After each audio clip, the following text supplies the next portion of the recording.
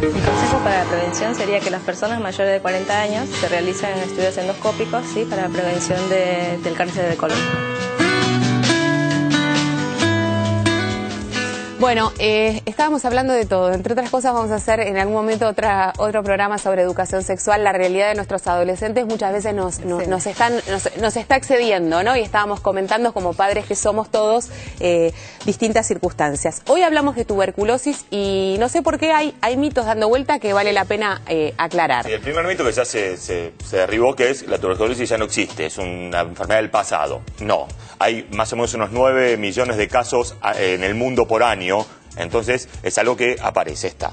El otro punto es... Y es muy importante, porque sí, arrancábamos el programa diciendo esto. Nosotros pensamos que es una enfermedad de otros tiempos y no lo es. No, no lo es. Segundo punto, el contagio es muy fácil. En realidad, si uno está con una persona que tose cerca, uno no se va a contagiar de tuberculosis. Uno tiene que estar bastante tiempo en contacto. Si es verdad que si uno tiene hacinamiento y convive y está muchas horas, el toser, el estornudar puede llegar a... La persona elimina los bacilos por el estornudo y por la respiración y podemos contagiarnos. Ahora, saludar a una persona, darle un beso, abrazarlo, compartir un vaso, ¿nos va a contagiar? Seguramente no nos va a contagiar.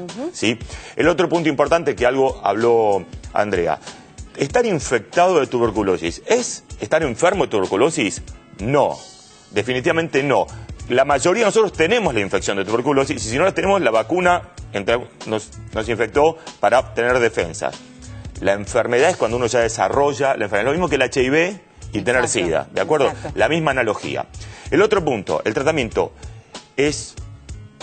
se hace con remedios caseros, donde dice, no, dale tal yuyo, dale tal otra. No, hay 4 drogas que se usan, hay que usarlo en determinado tiempo y ahora el doctor nos va a explicar de esto. Exacto.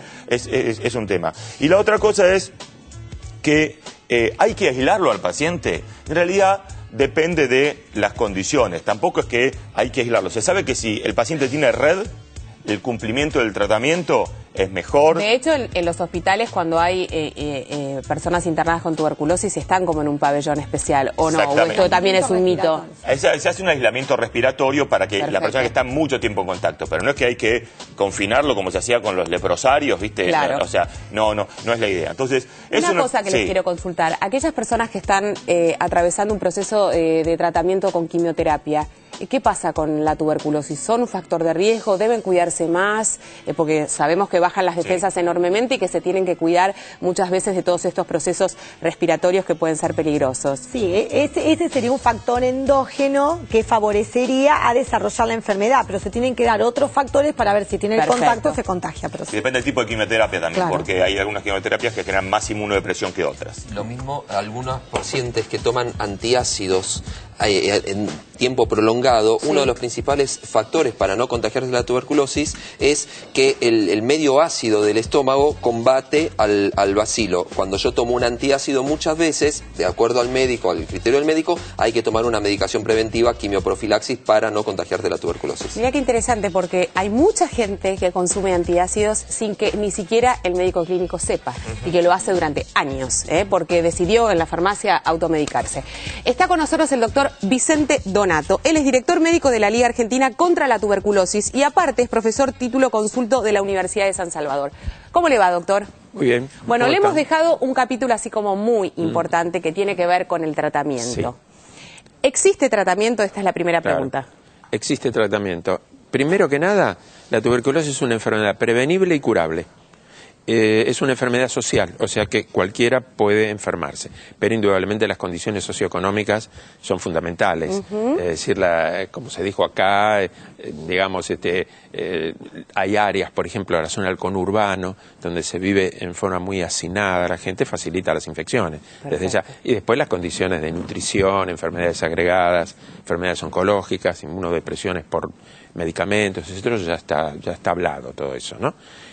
También acá se dijo que hay 9 millones de casos de tuberculosis, más de 9 millones, entre 9,5 y 10 millones en todo el mundo, y alrededor de 2 millones de muertes por tuberculosis, una enfermedad prevenible y curable. De cualquier manera... Eso es lo que tenemos que trabajar y tenemos que modificar. Seguro. Ahora, pero hay un tema. El 95% de estas cifras ocurren en los países en vía de desarrollo. La Argentina es un país que está en un nivel medio con respecto a la tuberculosis. Debería estar mucho mejor. Acá nosotros tenemos alrededor de 11.000 casos nuevos por año, que es la incidencia, ¿no? Sí. Y tenemos también un nivel de 27 casos nuevos por 100.000 habitantes y por año. Pero para tener una idea, por ejemplo, Estados Unidos tiene 3.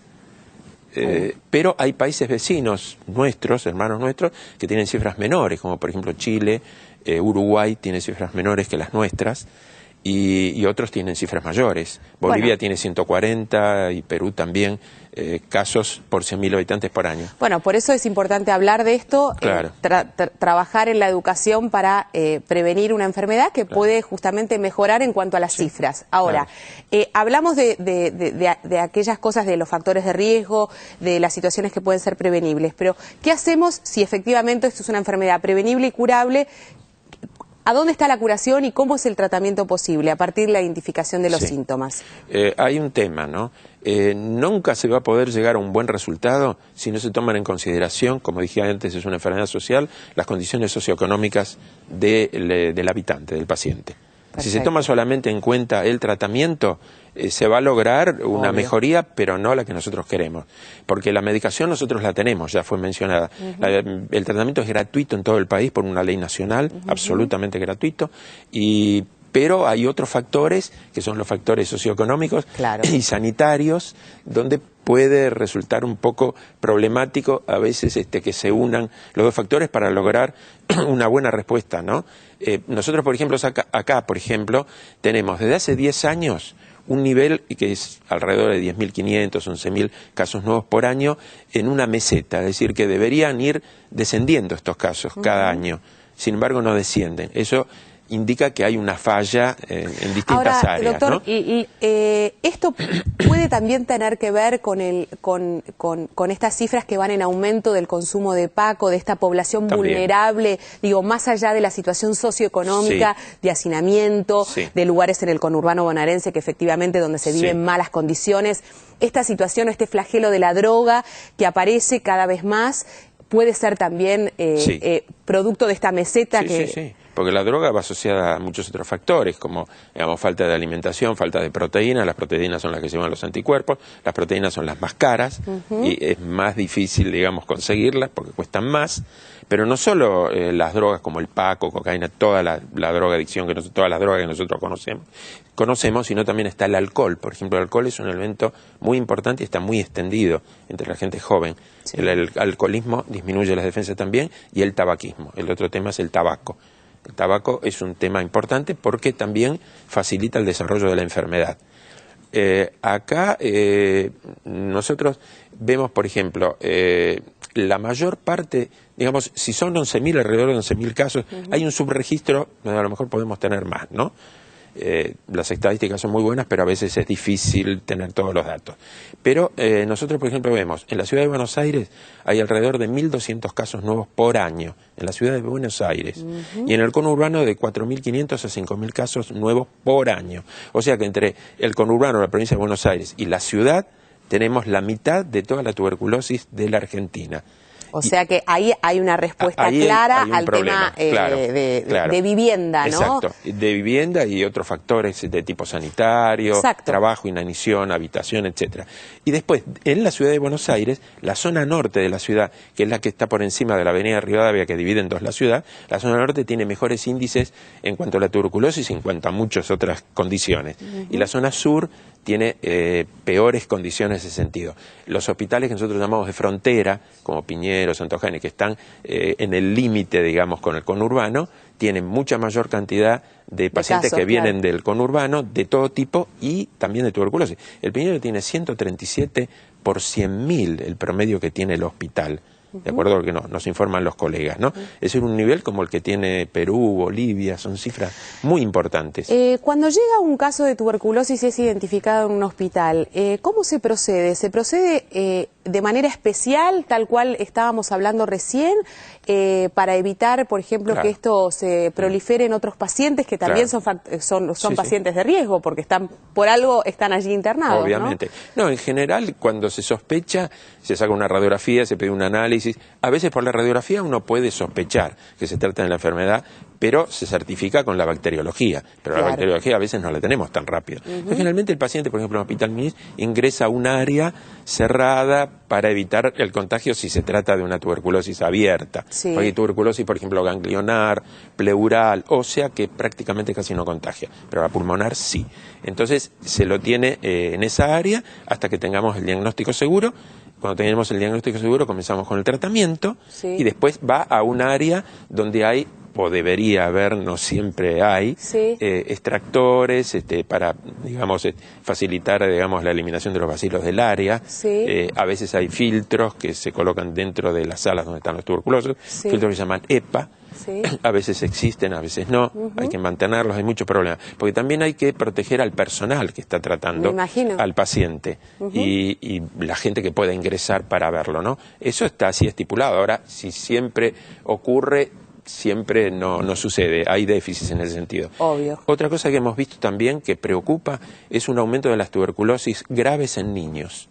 Esto lo sabemos por gente de los hospitales pediátricos, como por ejemplo el ISAL, Sí. que nos informan.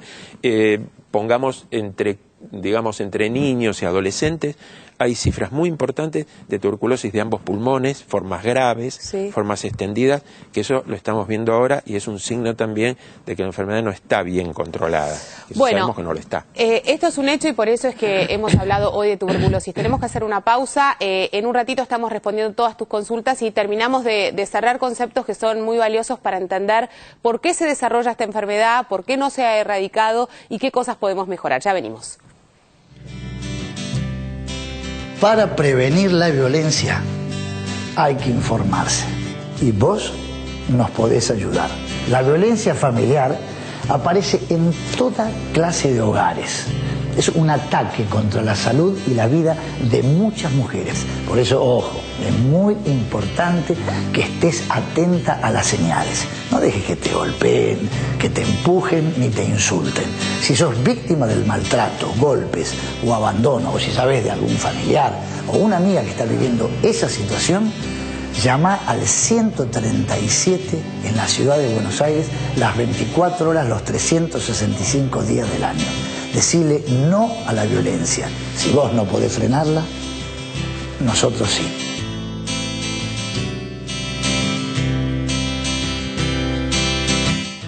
¿Sabías que, según el Plan Médico Obligatorio, las obras sociales registradas están obligadas a recibir a los beneficiarios que opten por ellas y a sus respectivos grupos familiares? No pueden condicionar su ingreso por ninguna causa. Para saber cómo es la soledad, tendrás que ver.